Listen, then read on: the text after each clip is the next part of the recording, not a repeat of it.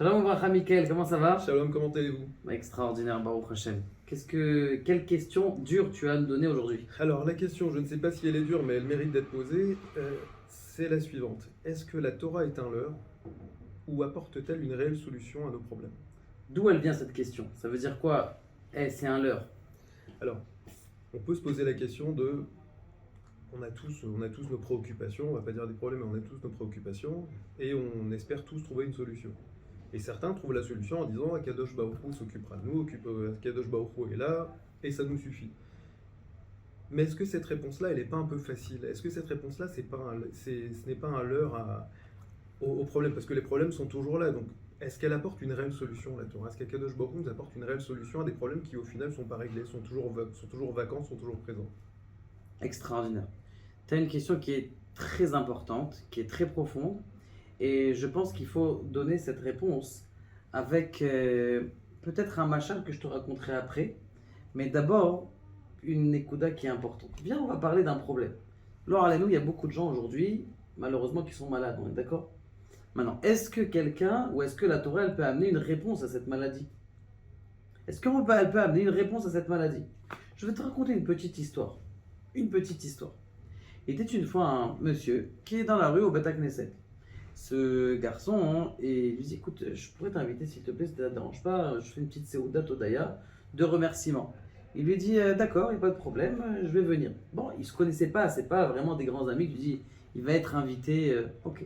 Maintenant, ce qu'il a fait, c'est que donc il est venu, il s'assoit, il voit une belle Seouda magnifique et tout ça. Il se pose de mettre la question je sais pas pourquoi il m'a invité à moi, je suis pas de la famille, je le connais pas. Bon, magnifique.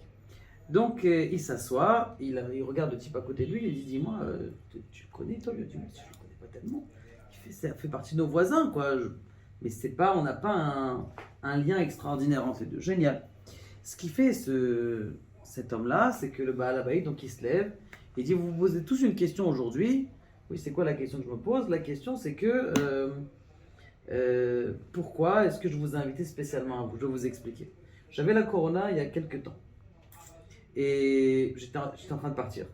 Je ne sentais plus mes poumons, j'étais dans une situation de santé déplorable et je suis monté dans le ciel, je suis parti. Je me vois monter et je vois ma mère qui vient me voir. Elle lui dit mon fils descend. Je dis je veux bien descendre mais je peux pas descendre d'ici. Si regarde, tu vois tous les gens là, ils ont lu des télim pour toi, tu peux descendre. Bon, très bien. Il redescend et il a vu toutes les personnes qui ont fait des Teilim.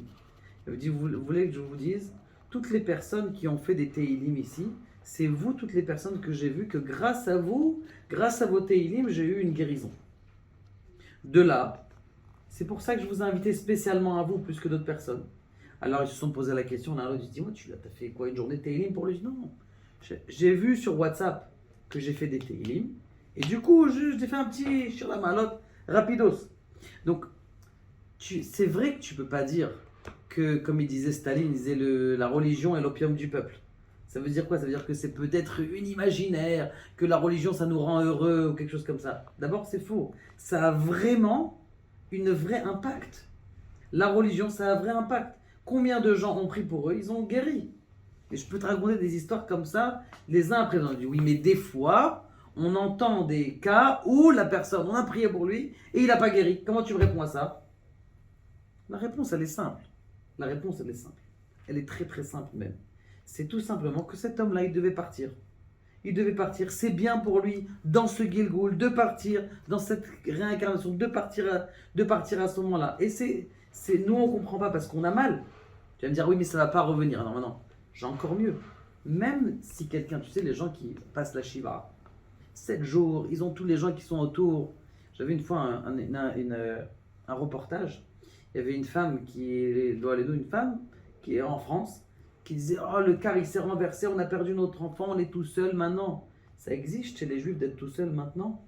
Elle a perdu son fils, elle est tout seule maintenant à la maison, il n'y a personne qui vient la voir pour la. Chez nous ça n'existe pas, c'est un mariage les Shiva. Donc ça veut dire que tu vois que la Torah, elle a mis des processus que même après, où il y a eu le pire, on va dire la mort, si on peut appeler comme ça le pire la mort, ce qui n'est pas en vérité le pire, parce que c'est le pire pour nous, pour celui qui vit la mort d'un proche, mais pour le proche lui-même, comme il disait le Harizal. Le Harizal, il disait Et lorsqu'il y a de la lune d'Evaya, il souriait. Il dit, mais pourquoi tu souris? Tout le monde est en train de pleurer. Il dit, voilà, il est à côté de moi, il est content, il est heureux, il est pépère, il a plus de problème, il souffre plus, il est mieux, il prend son café tous les matins, il est heureux, il est avec Kadosh Baruch Hu. Donc, la Torah, elle te donne des réponses à tout. C'est pas qu'un leurre, c'est pas qu'un mensonge. La Torah, elle sait se comporter. Et elle sait, même dans un mariage, tu vas dire. Quelqu'un, on doit dire, Kalana Bahasuda. On doit dire, tu sais, la femme avec qui tu t'es marié, elle est magnifique. Pourquoi on dit ça? Il est content, ça y est, il s'est marié avec cette femme. On a combien de doutes dans les mariages? Est-ce que c'est la bonne? Il y en a qui se posent des questions 50 ans après même. Est-ce que c'est la bonne ou est-ce que ce n'est pas la bonne? Donc ça veut dire que la Torah, elle vient te donner des tips pour vivre dans ce monde-là de façon la plus heureuse. Ça a répondu à ta question? Merci Rav. Ouais? Que Dieu te bénisse. Des bonnes nouvelles. Arbe Hatzlacha, prochain épisode. Be'ezrat Hashem.